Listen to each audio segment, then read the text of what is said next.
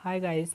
तो आज हम इस वीडियो में बात करने वाले हैं सहसंयोजक बंध कि हमारे सहसंयोजक बंध होते क्या हैं, इसकी परिभाषा।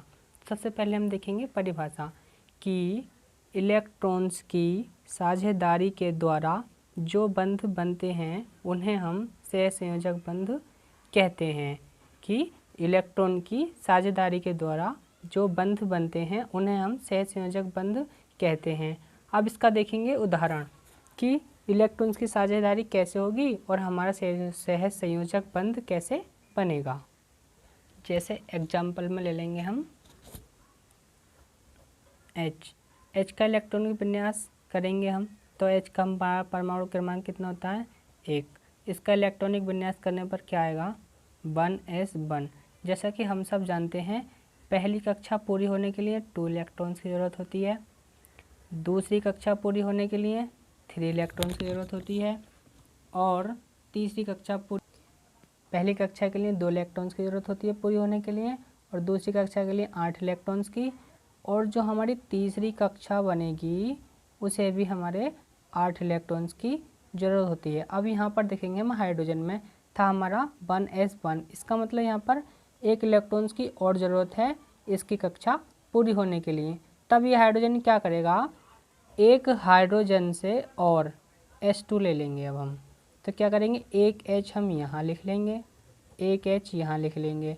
कितना था 1s1, इस वाले का हमने जो इलेक्ट्रॉन्स था यहाँ लिख लिया और इस वाले का इलेक्ट्रॉन्स यहाँ लिख लिया। अब ये दोनों क्या करेंगे, आपस में साझेदारी करेंगे इलेक्ट्रॉन्स की, और इलेक्ट्रॉन्स की साझेदारी के कारण ही हमारा बनता है सहसंयोजक बंध। अब इसमें देखेंगे कि इस बार H ने इस वाले के इलेक्ट्रॉन्स लिया, साझेदारी की कि इस वाले हाइड्रोजन ने इस वाले हाइड्रोजन से लिया एक इलेक्ट्रॉन और इस वाले हाइड्रोजन ने इस वाले हाइड्रोजन से लिया। तब इन दोनों के बीच में क्या हुआ, इलेक्ट्रॉन्स की साझेदारी हुई। तब पहले तो यहाँ पर एक था और एक इलेक्ट्रॉन्स की और साझेदारी की, इसने अपने 2 इलेक्ट्रॉन्स कंप्लीट किए और अपनी कक्षा पूरी कर ली, अपनी कक्षा पूरी कर ली। अब यहाँ देखेंगे कि हम हाइड्रोजन और हाइड्रोजन के बीच में एक बॉन्ड स्थापित हुआ, एक इसके इलेक्ट्रॉन्स के साझेदारी के कारण, एक इसके इलेक्ट्रॉन्स की साझेदारी के कारण। अब ये जो हमारा बॉन्ड बना यह बना सहसंयोजक बंध, और इसी को ही बोलेंगे हम सहसंयोजक बंध। अब बात करेंगे हम कि हमारा सिंगल बॉन्ड कैसे बनेगा, डबल बॉन्ड कैसे बनेगा और ट्रिपल बॉन्ड कैसे बनेगा। अब हम देखेंगे इसी में सबसे पहले देखेंगे हम सिंगल बॉन्ड कि सिंगल बॉन्ड कैसे बनते हैं हमारे कंपाउंड तत्वों के बीच या कंपाउंडों के बीच। सबसे पहला एग्जांपल ले लेंगे हम हाइड्रोजन का, एक H यहाँ लिखेंगे, एक H यहाँ लिखेंगे, इसका एक इलेक्ट्रॉन्स यहाँ लिखेंगे, एक एक इलेक्ट्रॉन्स होते हैं ना, एक एक इलेक्ट्रॉन्स यहाँ लिखेंगे। अब यहाँ लिखेंगे इसने इसके इलेक्ट्रॉन्स साझा किए, इसने इसके इलेक्ट्रॉन्स साझा किए। अब इन दोनों ने अपनी कक्षा पूरी करने के लिए कितने इलेक्ट्रॉन्स की साझेदारी की, एक एक इलेक्ट्रॉन्स की। तो हाइड्रोजन हाइड्रोजन के बीच बना हमारा सिंगल बॉन्ड। तो हम देखेंगे कि हमारा डबल बॉन्ड कैसे बनेगा। तो डबल बॉन्ड में हम जो है उदाहरण ले लेंगे ऑक्सीजन का। तो सबसे पहले हम ऑक्सीजन का देखेंगे परमाणु क्रमांक। परमाणु क्रमांक कितना होता है हमारा 8, और जब हम इसका इलेक्ट्रॉनिक विन्यास करेंगे तो कितना आएगा 2,6 मतलब यहाँ पर पहली कक्षा तो इसकी पूरी है, दूसरी कक्षा पूरी होने के लिए 2 इलेक्ट्रॉन्स की ज़रूरत है, और ये 2 इलेक्ट्रॉन्स का क्या करेंगे आपस में साझेदारी करेंगे। हमने एग्जांपल लिया है O2 का, तो एक ऑक्सीजन हम यहाँ पर लिखेंगे, एक ऑक्सीजन यहाँ पर लिखेंगे। तब क्या होगा हमारा 2 इलेक्ट्रॉन्स ये, 2 ये और 6 ये, ऐसे ही इसके लिखेंगे 2 ये, 2 ये और 2 थोड़े बाहर की तरफ करके लिख दिए।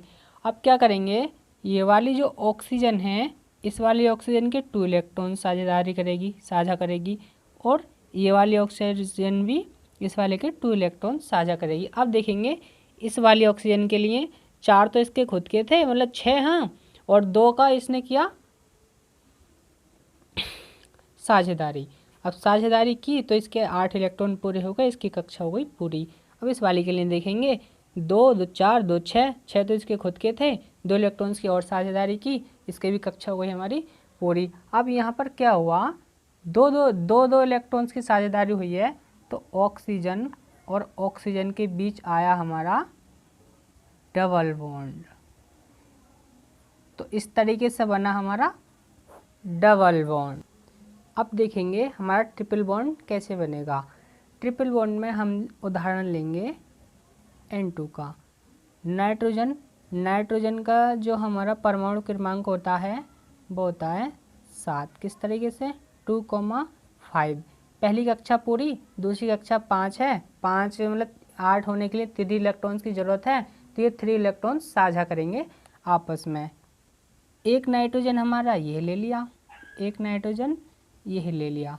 पहली कक्षा को तो फिलहाल भूल जाएंगे, दूसरी कक्षा में 5 है, 3 इलेक्ट्रॉन्स की और ज़रूरत है हमारा अष्टक पूरा होने के लिए, तो 3 इलेक्ट्रॉन्स की ये साझेदारी करेंगी आपस में। तो क्या होगा, इसके 2 इलेक्ट्रॉन्स तो हमने यहाँ पर लिखे और 3 यहाँ लिखे, इसके भी 2 हमने यहाँ लिखे और 3 यहाँ लिखे।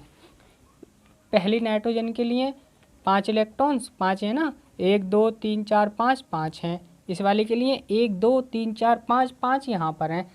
तब क्या होगा, इसके 5 तो थे, 3 इलेक्ट्रॉन्स की और ज़रूरत है इन्हें, तो 3 इलेक्ट्रॉन्स इस वाली नाइट्रोजन से साझा कर लेंगे। अब देखो, 1 2 3 4 5, 5 तो थे, 3 इलेक्ट्रॉन्स और साझा किए, 5 और 3 8, इनका हो गया अष्टक पूरा या इनकी कक्षा पूरी। इस वाली ऑक्सीजन ने भी 3 इलेक्ट्रॉन साझा किए। अब इसमें देख लेंगे, 1 2 3 4 5 6 7 8, इसका भी कक्षा पूरी। तो यहाँ पर क्या हुआ, 3 इलेक्ट्रॉन्स की साझेदारी हुई है, और जब 3 इलेक्ट्रॉन्स की साझेदारी हुई है तो नाइट्रोजन के बीच हमारा आ गया ट्रिपल बॉन्ड, और इसी तरीके से बना हमारा ट्रिपल बॉन्ड। आई होप आप लोगों को ये वीडियो समझ में आया होगा। अगर आप हमारे चैनल पर नए हैं तो हमारे चैनल को सब्सक्राइब कीजिए, लाइक कीजिए, कमेंट कीजिए। Thank you.